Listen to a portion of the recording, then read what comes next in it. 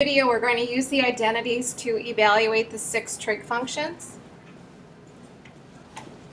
So on this first slide, I just have the reciprocal identities for you. You already have them in your notes or on your gold sheet. The next one are your quotient identities. And then the third one is your fundamental identities with the Pythagorean. So here's what we give you. We give you that the secant of x equals -3/2. And that the tangent of x is greater than 0. And we want to go out and find the sine of x, the cosine of x, the tangent of x, secant of x, cosecant of x, and cotangent of x. So let's just figure out what quadrant this angle will fall in. Will it fall in the first, the second, the third, or the fourth? All right, so our secant of x is -3/2. So if you remember secant, it's the reciprocal for the cosine. So the cosine also has to be negative. So when the cosine is negative is in quadrant 2 and quadrant 3 because you have a negative x. Then the other thing we look at is the tangent has to be greater than 0. So the two quadrants that's true is first quadrant, because sine over cosine has to be a positive, and sine over cosine would be a negative here, so you have a tangent positive there. So which quadrant this falls in is the third quadrant. All right, so let's go ahead and find the other 5 trig functions. So we're going to start off with using this secant of -3/2.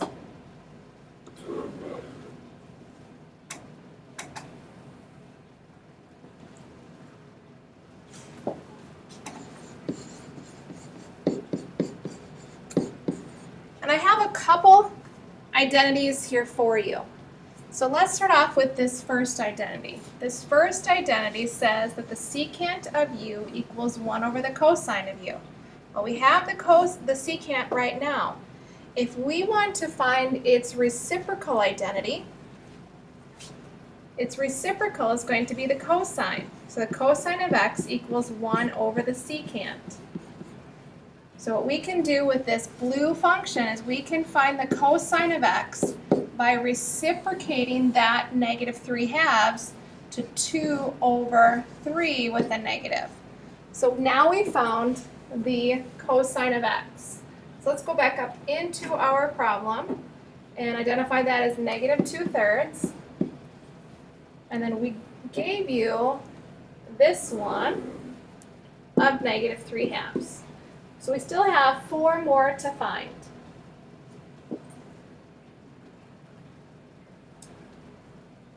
All right, now let's go ahead and use this identity.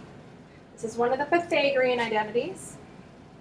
We know that the secant of x equals -3/2.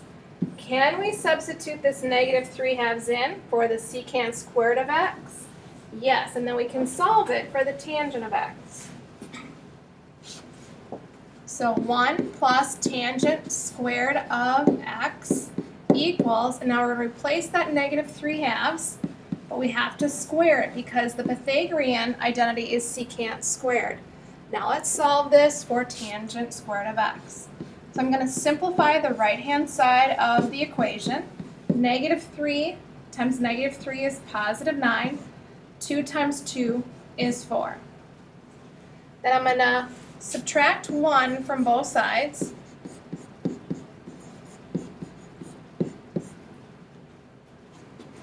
Then I'm going to combine the terms on the right, but I have to change that 1 to the like denominator of 4 over 4.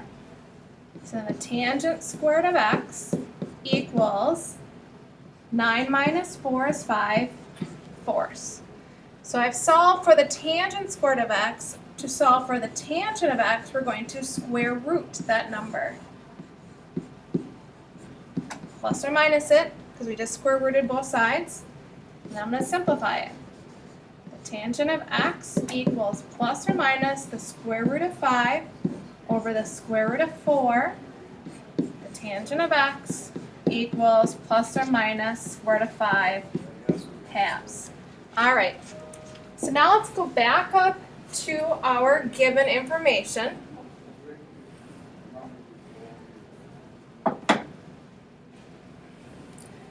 We gave you that the tangent had to be a positive number, a number greater than 0. So if we come back down, we're going to say then that the tangent of x equals positive square root of 5 halves.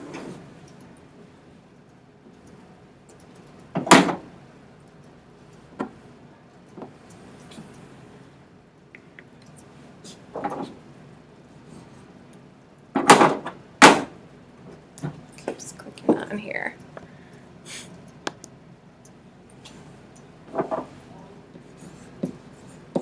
All right, so we have one more thing found. Let's go and find the cotangent next. So the cotangent is the reciprocal of the tangent. So the cotangent of x is the reciprocal for the tangent of x. So we're going to reciprocate this square root of 5 halves.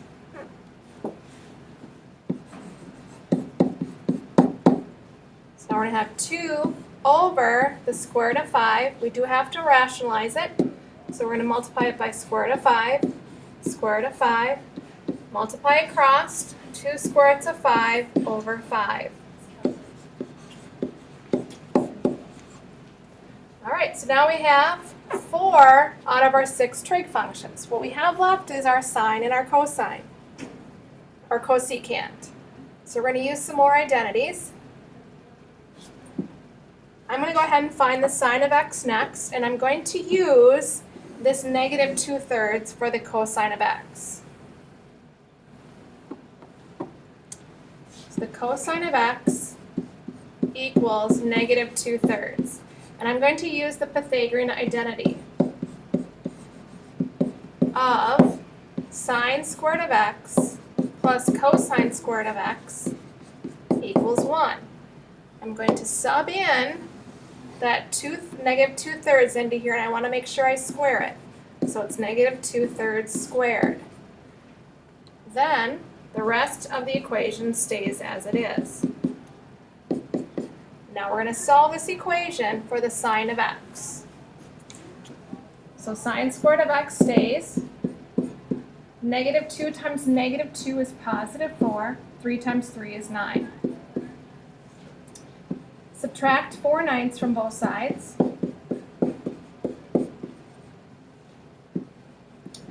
Change that 1 to 9/9. So the sine squared of x equals 5/9.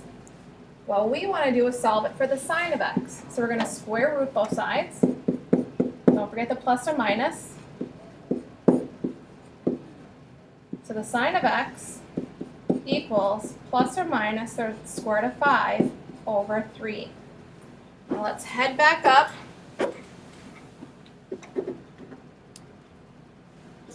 Right now I'm just going to put plus or minus square root of 5 over 3. Now I want to figure out, is it going to be a positive or negative? So that's where that quadrant comes into play. For third quadrant, your sign has to be a negative. So I'm going to go ahead and erase that positive and change it to a negative.